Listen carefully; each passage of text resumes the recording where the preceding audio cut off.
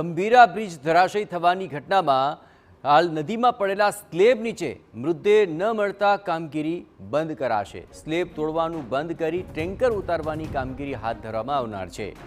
Approach road બનાવી bridge પર રહેલા ટેન્કરોને ઉતારાશે। ક્રેનથી ટેન્કર લિફ્ટ થઈ શકે કે કેમ તે અંગે પણ સર્વે ચાલુ કરાયો છે। ટેન્કર ઉતારવામાં હજુ 5 દિવસનો સમય લાગી શકે તેમ છે। લટકેલ છે એના માટે નીચે પ્લેટફોર્મ બનાવવું અથવા તો આણંદ સાઈડથી બ્રિજ ઉપરથી આપણે ક્રેનથી લિફ્ટ કરવા માટેના જે ટેકનિકલ પર્સપેક્ટિવના બાબતો છે એની અત્યારે હાલ સર્વે અને ગણતરીની કામગીરી ચાલુ છે।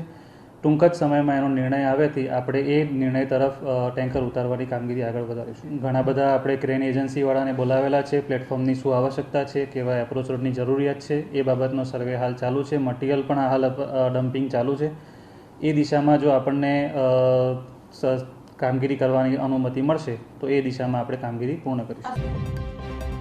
ડેપ્યુટી ઇજનરે જણાવ્યું હતું કે નદીમાં પડેલા સ્લેબને તોડવાનો મુખ્ય ઉદ્દેશ્ય મૃતદેહને શોધવાનો હતો, પણ તે ન મળતા હવે સ્લેબ તોડવાની કામગીરી બંધ કરવામાં આવશે। હાલ આપણે સ્લેબ તોડવાની કામગીરી માત્ર જે આપણને બોડી આઈડેન્ટિફાઈ નથી થઈ રહી એના માટે કરતા હતા, જે હવે હાલ બોડી સ્લેબની આસપાસ ન હોવાના કારણે વધુમાં સ્લેબ તોડવાની કોઈ વધુ આવશ્યકતા છે નહીં। એટલે હવે નક્કી થઈ ગયું છે કે બોડી ત્યાં નથી, એ આઈડેન્ટિફાઈ થઈ ગયું છે, જિલ્લા વહીવટી તંત્ર દ્વારા આઈડેન્ટિફાઈ કરેલ છે।